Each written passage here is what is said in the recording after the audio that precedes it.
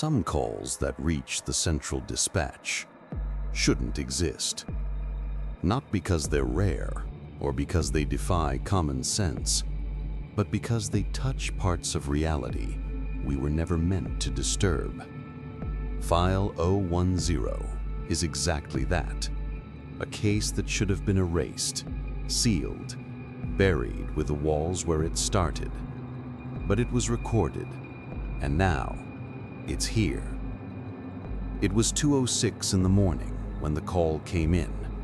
It wasn't a normal ring from the central. It was deeper, longer, as if something had been dragged across the line to reach me. I answered automatically. "Emergency dispatch. What's your situation?" The bank security guard was breathing heavily, his voice low, trembling, but not trembling with normal fear. It was the sound of someone trying to deny what they just saw. "Sir, the vault is talking." I stayed silent for 2 seconds, thinking I heard wrong. "What do you mean, talking?" He swallowed hard. "The vault in the basement, the one nobody has opened for 40 years. It's making noise." I asked him to describe it, trying to keep my voice steady. At first, it was just knocking. 3 knocks, always the same. Then, the whispers started. The call glitched. For a moment, I heard nothing but static. But it wasn't normal static. It sounded like someone breathing through it. The nearest unit was dispatched immediately. Old bank branch, closed at night. Basic cameras. While they headed there, I stayed on the line. "Sir, can you approach the vault?" He hesitated. "Approach it? Yeah, I can, but listening up close? I don't want to do that." I told him to put the phone on speaker and walk toward the basement. His breathing picked up as he went down the stairs. I heard the heavy door creak, the echo, the silence, and then I heard it. 3 knocks. Dry, deep, as if they came from far away or from very deep inside. The guard almost dropped the phone. "See, I'm not crazy." Before I could respond, something else came through. A voice, whispered, dragged, like there was dust in its throat. "You took your time." I felt the air in the entire room turn colder. I asked the guard if he understood the phrase. He said nothing. He was frozen. The voice returned. 40 years in here." The static grew so loud, I had to pull the phone from my ear. The voice didn't sound human, but it didn't sound far away either.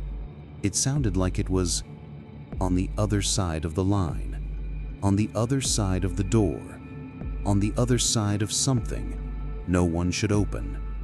The unit arrived at that moment. "Central, we're entering the ground floor." I told them to head straight to the basement. The guard stayed silent, but the voice didn't. "You came because of the knocking, but the knocking isn't what matters." I asked, "Then what does?" The voice answered immediately. "I know who's in that central room, and then I can say your name." My stomach tightened. The guard panicked. "Sir, it knows mine too. It said my name before I even called." The team reached the basement. "Central, we have visual on the vault. It's huge, looks untouched for decades." The door was thick, covered in aged steel plates. No records indicated what was stored inside. I told them to check for signs of tampering. Negative, everything's intact. And then, we all heard it. The voice, clear, direct, as if it was pressed against the microphone. "I shouldn't be here." The team stepped back instinctively. The guard nearly collapsed. I tried to keep communication steady. "Who are you?" Silence. Then, a sound.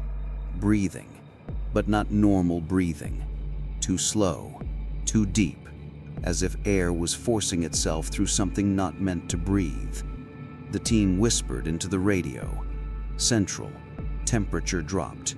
A lot. We can see our breath. And then, the basement lights flickered. Once, twice, 3 times, and shut off. The camera feed went black. The team turned on their flashlights. The vault began to tremble slightly, not like someone was inside, but like something was hitting the wrong side of reality. The voice returned, stronger. 40 years waiting, and you finally came. One of the agents asked, trembling, "What's in there?" The answer came scratched, almost smiling. "What's left of me." The guard started crying. The team hesitated. Retreat or hold position? I shouted, "Do not open it." But it was too late. Something turned. Not the lock, not a key, not the mechanism. The metal itself groaned. The material vibrated, as if obeying a very old command. The door opened 1 inch. Just 1 inch. No light came out. Only sound. A wet, dragging sound, as if flesh was being pulled through a space too narrow for it. The team stepped back. The guard vomited. I tried to speak, but interference flooded the line. The static twisted into shapes, into words, like it was trying to imitate a human voice. The entity spoke again. Not a request, a statement. "Now you know." And for the first time since the call started, I heard something I didn't expect. A second whisper. Behind the team. Behind the guard. Behind me.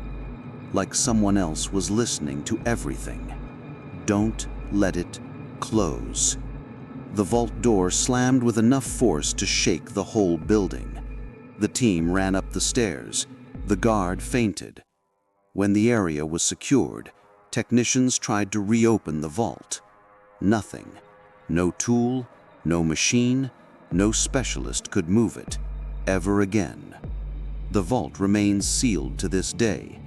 But sometimes, when the central is quiet, when the lights are low, when the air feels heavier, I still hear it.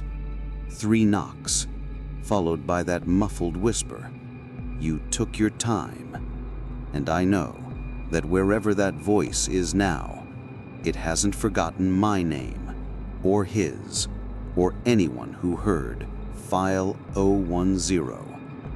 End of record. If you're still listening, it's because it allowed you to.